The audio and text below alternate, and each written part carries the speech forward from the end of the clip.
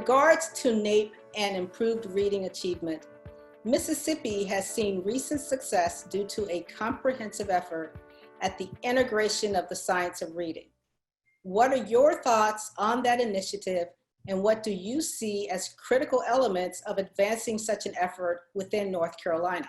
Yeah, if I recall correctly, I think Mississippi went from their fourth graders reading at a level of proficiency at 26% in 2013 to about 40% in 2019. So some might say, well, 40%, that's not really good, but considering the amount of growth that they had in a 6-year window is significant.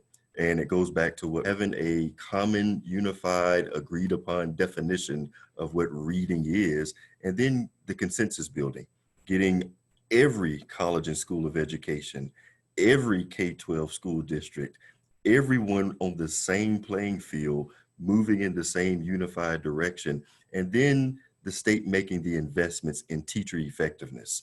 So what Mississippi did was they performed a root cause analysis and said, hey, we need to invest in our teachers, and we need to make sure that we have a common definition. So through that root cause analysis, now you're beginning to see Mississippi make these significant gains.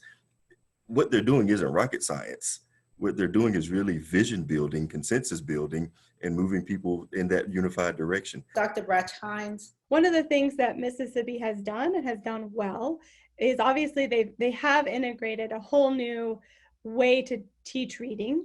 They've really focused on improving pre-service teacher education. And for the teachers who are in the classroom, those teachers have had a level of coaching support that is absolutely vital. In the intervention that I work on, targeted reading instruction, we provide teachers with a whole year of coaching supports where they meet weekly with where coaches and teachers meet weekly over webcam via Zoom, for example.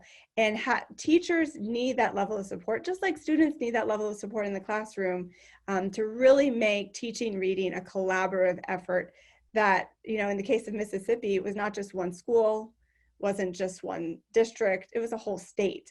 And I think having that sort of integrative approach, which I know North Carolina is really interested in moving toward, is going to be vital. Thank you very much. Dr. Soliday Hong? Yeah, I agree with Mary. I really think that the intensive coaching has been critical to the success of the Mississippi initiative. I also think that they had quite an extensive process of building consensus around what we mean when we say literacy and reading instruction. And so from that kind of core understanding, shared understanding, they aligned standards and content goals. They identified curricula that aligned with those goals. It was statewide. Assistant teachers had access to the information. Lead teachers had access to the information.